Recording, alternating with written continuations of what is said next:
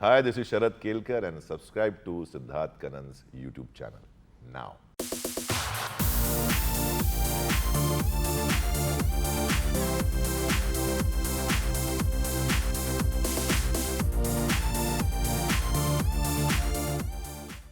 मैं बड़ा स्ट्रेस्ड हूँ इस इंटरव्यू में क्योंकि इनकी आवाज़ सुनकर मुझे समझ नहीं आता कि लोग मेरी आवाज़ सुनेंगे कि नहीं।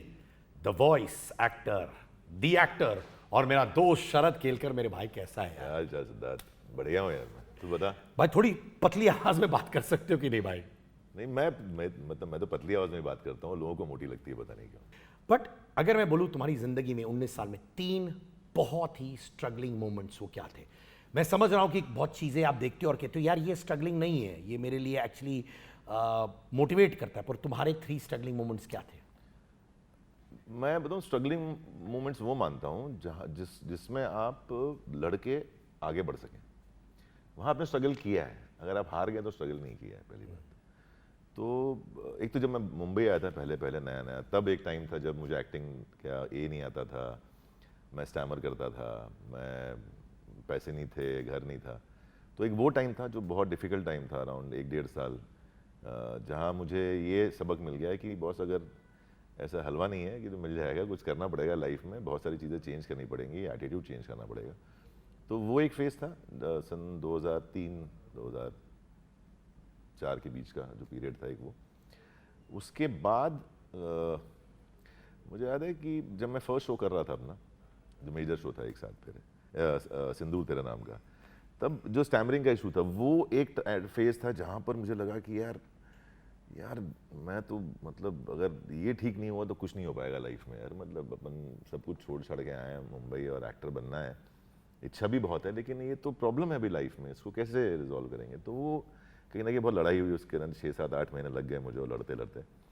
और फिर एक फेज आता है जब आप ट्रांजिट करते हो, तो उस टाइम पे जब आप टीवी से फिल्म में ट्रांजिट कर रहे हो, you want to take that risk, but वो ऐसा हुआ उस टाइम पे ना कि सब चीज़ें एक साथ हुई। वी प्लान्ड अ बेबी, तो वाइफ काम नहीं कर रही थी, मैं टीवी नहीं करना चाहता था, मैं टीवी नहीं करूँगा।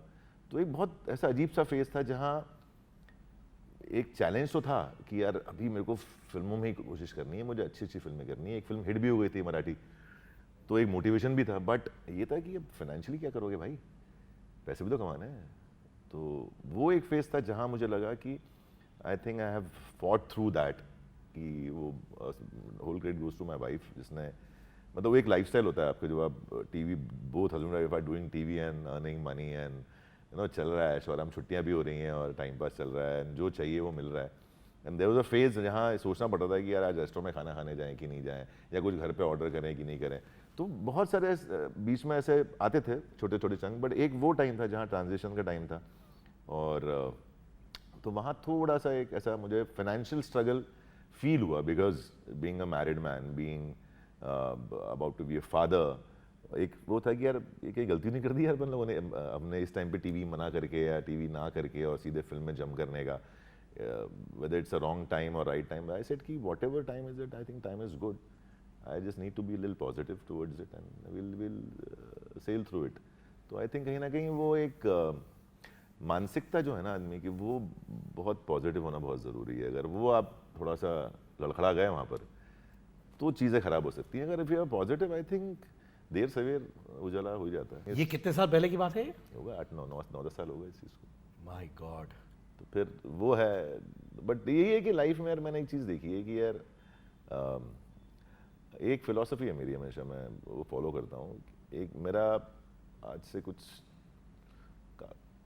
8-10 साल पहले तक तकरीबन, मेरा ज़्यादा हो गया, आई थिंक 12-13 साल हो गए, मेरा एक एंगर इशू था लाइफ में। और वो बचपन से था, बिकॉज स्टैमर करते हो आप, तो फिर आप वो गुस्सा अंदर अंदर बढ़ता रहता है, जब आपको चढ़ाते हैं, जब आपको बोल नहीं देते, आपको बोलना बहुत कुछ है बट आप बोल नहीं पा रहे हो, तो कहीं ना कहीं एक अंदर एक सप्रेस्ड सप्रेस रहता है। और वो कहीं ना जब फूटता है ना, तो because you can't speak, you can't talk to anyone, you will just be little violent. तो वो एक एंगर इशू था मेरा। खैर किसी को मारा नहीं है मैंने, बट वो हमेशा एक बहुत ज़्यादा गुस्सा आ जाना सडनली, वो बहुत था।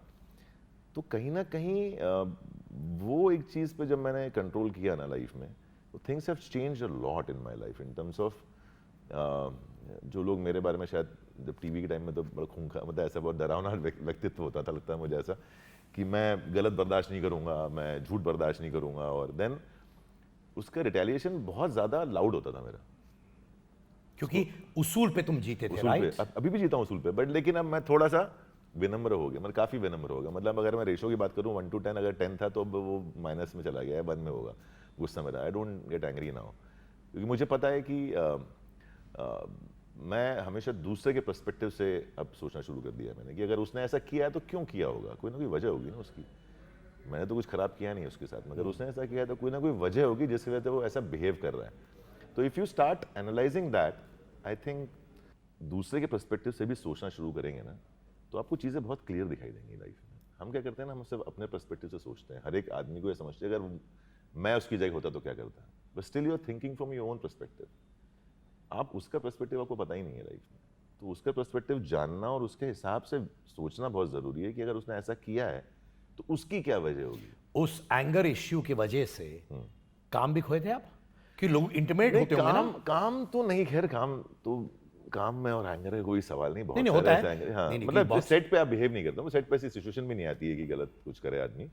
हाँ, पर्सनल लाइफ में हुआ था एक बार, देखिए इतना लंबा ऐसा सर्जरी हुआ है मेरा, बड़ा बढ़िया सा ऐसा, तो देखिए मस्त है ऐसा ऐसा कुछ 100-150 टाके हैं मेरे हाथ में। तो ये भी एक हुआ था एक बार इंसिडेंस, बट आई थिंक मुझे लगता है कि मेरी ये लाइफ क्यों हुआ था? ऐसे एंगर इश्यूज हैं सर, हो जाता है माने कभी-कभी। तुमने हाँ, ऐसा bang the glass and it broke in my hand, और वो सब सामने और ये शादी के दौरान हुआ था? नहीं, शादी के बाद। तो वाइफ ने देखा ये? हाँ, वाइफ के सामने हुआ था। तो वो तो डर गई होंगी। अरे हालत खराब, मैं हॉस्पिटल में था भाई, मतलब ऐसे मैंने देखा है वो एक सीन होता है ना ऐसा, कि आप हॉस्पिटल में हो, आईसीयू में, और मतलब आईसीयू भी नहीं, इमरजेंसी में हो, आप लेटे हो ऐसा, और सामने आपने देख विजन बीवी यहाँ रो रही है, सामने देखा कि वो कांच में से आपकी उम्र के मतलब 15-20 लोग रो रहे हैं बाहर, मतलब ऐसा आपको फील होता है कि बस आपका टाइम आ गया है। तो मतलब वैसा भी देखा हुआ मैंने एक सीन, तो कहीं ना कहीं वो बहुत इम्पैक्ट कर गया मेरी लाइफ में कि इस गुस्से का कोई काम नहीं है लाइफ में, चीज़ें शांत रह के भी सॉल्व हो सकती हैं। उस वक्त क्या आपने फेयर देखा अपने वाइफ की आंखों में? देखिए ऐसा थिन लाइन। ऑब्वियसली फियर, हाँ, मतलब ऑब्वियसली फियर तो होगा ही ना, मतलब अगर इतना आप खून खराबा देख लोगे तो एक फियर तो होगा ही, बट कहीं ना कहीं मैंने वो एक होप भी देखी उसकी आंखों में कि नहीं यार, ये है साथ में तो सब ठीक हो जाएगा। क्या आपकी वाइफ ने आपको बोला कि देखो मुझे डर लगा मेरे लिए भी तुम्हारी रिएक्शन को देखकर? बिल्कुल, बोली वो? क्यों नहीं बोलेंगे यार, मतलब मैं मतलब मेरे ऐसा पूरा सीन ऐसा आंखों के सामने रहता है हमेशा, पूरे लाइफ लॉन्ग रहेगा आई थिंक।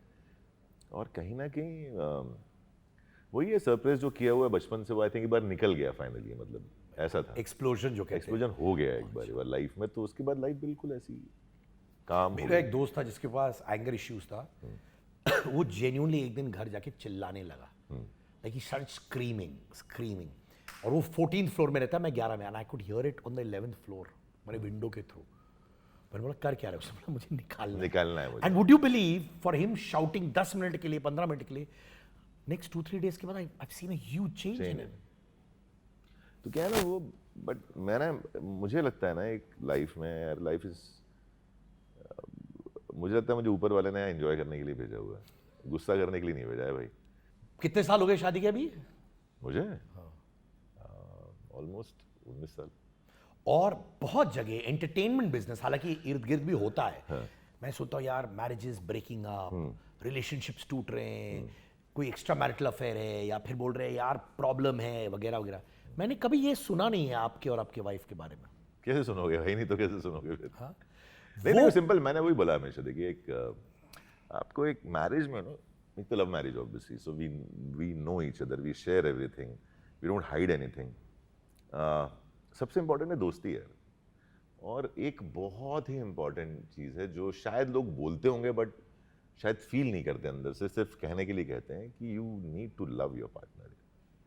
वो आपका अगर प्यार खत्म हो जाएगा ना, फिर सिर्फ दिखावे की शादी है फिर उसके बाद, तो प्यार कायम रहना बहुत ज़रूरी है।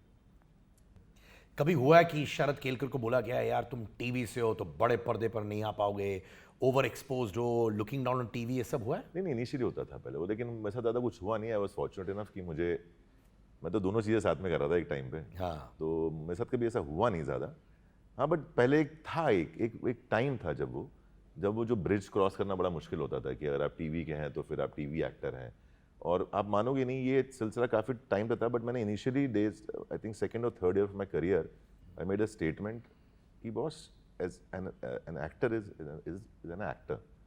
उसको चाहे वो टीवी में काम करे, वो फिल्म में काम करे, वो स्टेज पे काम करे, वो कहीं भी काम करे, वो उसको आप डिवाइड मत करो अलग अलग कैटेगरीज में। वो एक्टर है, उसका काम है परफॉर्म करना, तो वो सिर्फ एक एक्टर है। हम कई जगह पढ़ते हैं TV actor so and so, film actor so and so, theatre actor so and so.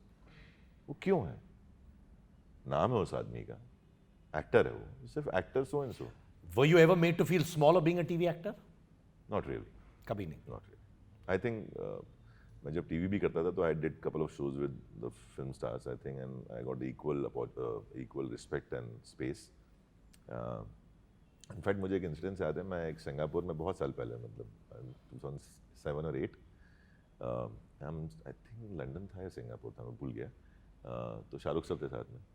तो क्या होता था, उस पूरे ऐसा वो एक कार्निवल टाइप सेटअप होता था, तो 3 days कार्निवल होता था। तो एवरी डे आपके 2 स्लॉट हैं, आपको ऑडियंस से इंटरेक्ट करना है जाके। तो मेरे से पहले शाहरुख सर का था, और मैं और कीर्ति उसके बाद में हमारा नंबर था, आधे घंटे का एक सेशन था। तो शाहरुख सर गए, अब मैंने वाइफ को, देखो अपना ये 11 बजे ख़त्म हो जाएगा, फिर हम शॉपिंग करने चलेंगे, ठीक है? जैसे कि पक्का ना प्रॉपर शॉपिंग करने चलेंगे, मैंने कहा हाँ पक्का चलेंगे। अभी शाहरुख सर गए स्टेज पे, एंड वो नीचे ही नहीं आ रहे स्टेज से। मैंने कहा यार ये क्या है, मैं यहाँ टाइम घड़ी देख रहा हूँ कि यार तो 11:15 होगा, अभी अपना नंबर अपन जाएंगे, फिर कब आएंगे वापस? वो कुछ 11 बजे तो वो आए स्टेज से नीचे। तो मैंने कहा सर आधा घंटा था आपका, तो आप तो 1-1.5 घंटा स्टेज पे थे। उन्होंने एक लाइन बोली मुझसे, I work more than I am paid for. Wow. तो वो सुन लो कहीं सब ना- लोग यहाँ पे वो जो खड़े कहीं हो, ना ये लाइन कहीं- एक लोगों, इन सबको सुनो, समझे कि नहीं क्या है? I work more than I get paid for. याद रखना तुम लोग सब। हाँ, तो कहीं ना और कहीं काटना नहीं है। कहीं ना कहीं वो एक चीज़ है ना, आप सोचिए ना कि उनको मुझे बोलने की ज़रूरत नहीं है ना, ये कुछ कि मैं तो शायद टीवी का बंदा हूँ, शायद जानते भी नहीं हो मुझे शायद, लेकिन कहीं ना कहीं he also respected that he is an actor, और कहीं ना कहीं यहाँ पहुँचा है तो कुछ ना कुछ काम करके आया है। So I think I got that space and respect all throughout, and still तो मतलब मुझे कोई उससे वो नहीं है, शिकायत नहीं है कि मतलब लोगों ने कोई मुझे नीचे दिखाया हो ऐसा। मैं कभी नीचे दिखाने देता ही नहीं पहली बात। अरे इनफैक्ट तुमने एक और स्टेटमेंट कहा जब हम लोग मिले थे, तुमने कहा यार मुझे पैसे से लगाव नहीं है। हाँ, नहीं वाकई यार, में? वाकई में नहीं यार, मेरी बहुत ज़रूरतें कम है, इसलिए मेरे ज़मीर में दम है। नहीं ऑनेस्टली मुझे बहुत ज़्यादा पैसे की कोई लालच नहीं है मेरे को। मुझे ये है कि यार अब घर है, जो मुझे गाड़ियों का शौक नहीं है, मुझे कपड़ों का शौक नहीं है, मुझे घड़ियों का शौक, कोई शौक नहीं है मुझे ऐसा ऐसा।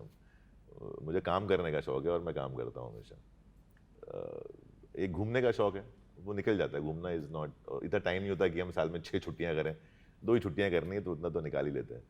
तो मुझे ज़्यादा और किसके लिए रखना है? मैं हमेशा सीखता हूँ लाइफ में बहुत लोगों की, कि आपने ज़िंदगी भर पैसा जोड़ा, और जब पैसा जुड़ गया तो आपके पास खर्च करने का ना आपकी स्थिति है एज वाइज, ना आप कुछ कर सकते हो उस टाइम पे। तो उस पैसे का फ़ायदा क्या है? किसके लिए जोड़ रहे हो पैसे? और एक हिंदी में एक, शायद आपने सुनी है, बहुत पुरानी एक कहावत है, पूत सपूत तो का धन संचय, पूत कपूत तो का धन संचय। मतलब अगर आपका बच्चा अगर सपूत है, अगर वो सक्षम है तो अपना कर लेगा वो, तो आपके पैसे जोड़ रहे हो। और अगर कपूत है, मतलब खराब ही है, तो आपके पैसे बर्बाद ही करने वाला है वो। तो जोड़ने का मतलब नहीं। सो आई एन्जॉय माई लाइफ यार, मैं शुरू से कमाता हूँ और खर्च करता हूँ, क्योंकि मुझे पता है कि एट सर्टेन एज मैं अगर पैसा भी होगा तो मैं जिस तरह से आज एंजॉय कर सकता हूँ या मैं करता आया हूँ, वो मैं उस टाइम पे नहीं कर पाऊंगा। तो पैसे से ज़्यादा आपने संजय लीला बंसाली की फिल्म रामलीला में आपने कहीं कहा था कि यार इतना पैसा खर्च कर रहे हो, ओए इतना बाबा। हाँ, अब यूज्ड टू हो गए बड़े बजट फिल्म्स का बिल्कुल कि नहीं? बिल्कुल, वो पहली फिल्म थी मेरी जहाँ मुझे इतना बड़ा एक्सपोजर दिखा। बट मैंने वही बहुत लोगों ने उसको हेडलाइंस बनाया, मुझे पता है उस इंटरव्यू में आई थिंक बहुत लोगों ने हेडलाइंस बताया कि I got a shock of my life and I said कि इतना पैसा वेस्ट कर रहे हैं संजय सर। पर उसके सेकंड पैराग्राफ बहुत लोगों ने हेडलाइंस बनाए नहीं, इसमें ये बोला कि जब हमने प्रीव्यू देखा फिल्म का, जब हम प्रीमियर कहते हैं, जैसे प्रीमियर देख के आया, तो मैं बाहर आके मैंने I hugged him and I said कि now sir please thank you so much and now I know the meaning of a big film. ये कभी देखा ही नहीं था कैनवस मैंने, और कभी खुद को नहीं देखा था ऐसा। But heads off to you, I think he is the one जो आई थिंक वो he is one of them, जो मतलब very few are there in India जो एक विजन सोचें, उसको उससे लोगों को कन्विंस करें पहले तो सुना के, और फिर उसको एग्जीक्यूट भी बिल्कुल वैसे ही करें जैसा सोचा हुआ है। तो वो बहुत कम लोग कर पाते हैं। कई बार विजन अच्छा होता है लेकिन एग्जीक्यूशन खराब होता है। तो वो एक बहुत चुनिंदा लोगों में से एक हैं जहाँ जो वो एग्जीक्यूट कर सकते हैं वैसे।